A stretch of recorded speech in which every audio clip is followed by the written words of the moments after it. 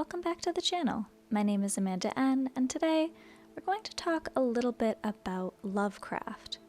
I want to apologize in advance if things get just a little bit spotty this and next month. I've been pretty sick and my job has been a bit more demanding, so if I end up switching to every other week or just doing 3 videos in a month, very briefly, my apologies for that. But anyway, back to the video.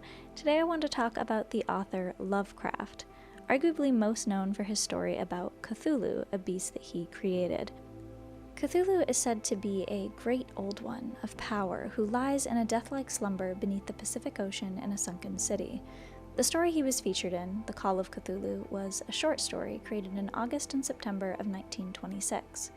It's a fantastic story, honestly. I can see why there's hardly any wonder this became such a massive phenomenon, and why Cthulhu is still featured in media today. However, while Cthulhu may be an incredibly influential monster, the real monster here wasn't Cthulhu, but Lovecraft himself. The xenophobia and white supremacy that burble beneath his fiction, which may have gone unnoticed had he remained anonymous, are startlingly explicit in his letters. Flip through them and you'll find the author bemoaning Jews as, quote, hook-nosed, swarthy, guttural-voiced aliens with whom association was intolerable. New York City's flabby, pungent, grinning, chattering N-words, and New England's undesirable Latins, low-grade Southern Italians and Portuguese, and the clamorous plague of French Canadians. End quote. In 1922, he even wrote that he wished a, quote, kindly gust of cyanogen would asphyxiate the whole gigantic abortion of New York's Chinatown, which he called a bastard mess of stewing mongrel flesh. End quote. I could really go on and on. In another letter, in general, he said that America made a fine mess of its population and will pay for it in tears amidst a premature rottenness, unless something is done. Lovecraft despised anyone that wasn't a white Anglo-Saxon Protestant. His stories, some argue, have racism at their core, and his works are long overdue for a cultural reckoning. I was really inspired to make this video after Themino, an incredible artist, talked about Picasso and what he did to women. It's disturbing to think that someone who thought this way would be an inspiration for authors like Stephen King and Guillermo del Toro, even to the popular show Stranger Things, and to think that Picasso obviously inspired so much art that followed him.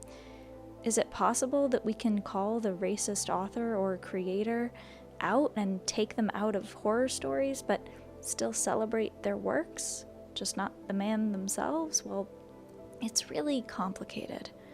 According to one source, throughout the decades, many of Lovecraft's fans have attempted to argue that actually Lovecraft wasn't that racist, and he would have eventually changed his mind if only he'd lived longer. This is a terrible argument, as Lovecraft's form of racism was already profoundly more extreme than the typical racism of this time, and the assumption that he was growing more tolerant in his beliefs is based on wishful thinking. As the genre has begun to diversify its scope over the past decade or so, more people have realized that.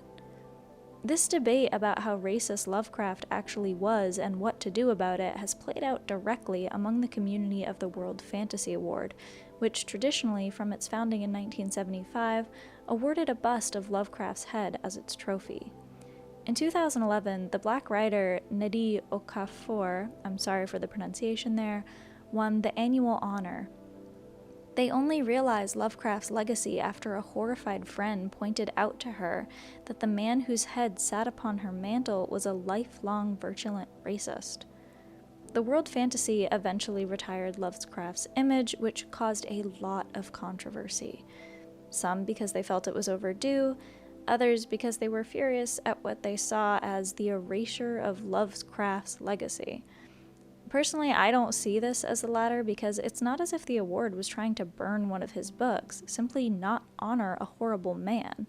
His works still live on. There's no erasure there, but should Lovecraft really live on? Again, many have been upset by this and stated, It's foolish to deny that racism enters into his fiction at key points, although I might suggest that there is a considerable element of humor and parody in that passage you cite in Herbert West. I find Lovecraft's racism disappointing, not merely because he expressed it so frequently in fiction and letters, but because this was one area where he refused to modify his thinking in light of new evidence. In every other aspect of his thought, metaphysics, politics, economics, aesthetics, he was constantly amending his views as new information came to him. But with his racism, he stuck pretty much to the prejudices he absorbed in the reactionary New England of the 1890s. So again, the idea that he would change really does seem like wishful thinking here. Perhaps even more alarmingly, knowing this, is the fact that there is actually a Church of Cthulhu in real life. Their website literally spells fucc.it, so I doubt that it's taken all too seriously, but the fact that a church based on a legendary monster written by a horribly racist man is strange, to say the least. According to the church, the Astronomicon is their Bible, or their holy book, and it's known as the Book of Devouring Stars, written by Kirkcav, the head priest of the First United Church of Cthulhu. The book's description on Amazon reads, "Discover how H.P. Lovecraft's night terrors were not merely a case of hereditary acute psychosis, but his visits to dreamlands, and the fact that the inspiration for the entire Cthulhu mythos were actually caused by an overproduction of naturally occurring indigenous," not even gonna try to pronounce it, but DMT, with the brain of our mad prophet. Was it plagiarism, homage, or a shared madness? We discuss other similar works by authors Edgar Allan Poe, Robert W. Chambers, and Ambrose Bierce. Meet the brave Physonauts who traveled to Ares space and beyond the veil to bring back knowledge of alien worlds. Other artists predating Lovecraft had similar dark visions of strange lands. I mean, hey, I don't judge. If you want to belong to a church of a fictional monster, you do you. But it struck me as a little ironic how there were cults that worshipped Cthulhu in Lovecraft's book, and now, in present day, there's a church that sort of worships this fictional icon. A church leader on YouTube insists that yes, they are an official church, they're registered with a building and able to be legally ordained. They insist that they believe in cosmic indifference, which simply means that humans are insignificant in the grand scheme of the cosmos, at least according to this leader. They also don't insist that you give up your previous religion to join them, though.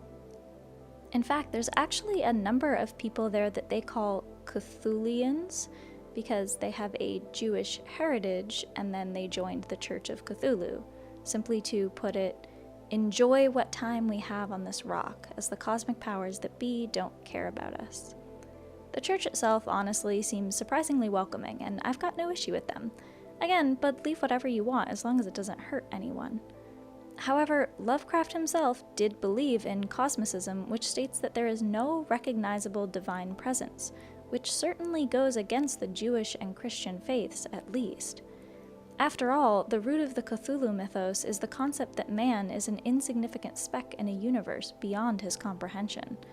Lovecraft himself constantly debated religion with other colleagues, though it doesn't seem like, in his lifetime anyway, Lovecraft was called blasphemous. Some say his work wasn't taken seriously in those specific terms, they were only stories. Now that there is actually a Church of Cthulhu, perhaps people would feel a bit differently. All in all, I just find it really interesting how churches and cults were featured so heavily in Lovecraft's work, and now there's a Church of Cthulhu. This church doesn't at all sound like a cult. I'm not accusing them of that. I don't think they take themselves too seriously. But it's so beyond disappointing the influence that Lovecraft has had when he himself approved of lynchings. Again, I just wanted to thank Thumino really quickly for her video about Picasso. She's such a more well-known YouTuber than I am. I'm sure she's not going to see this, but that really inspired me to make this video and to also spark the conversation. Do you think that Lovecraft's works can live on despite who he was as a man? Thank you so much for watching. Please hit that subscribe button if you haven't already, and hit that like button as well. I will continue to try to come out with videos every week, but again, I apologize if there's a little bit of delay or if there's any stuttering in my speech more than usual. Been having some allergic reactions. My lips are really swollen, so that's been a journey. But anyway, thank you so much. I will see you guys next time.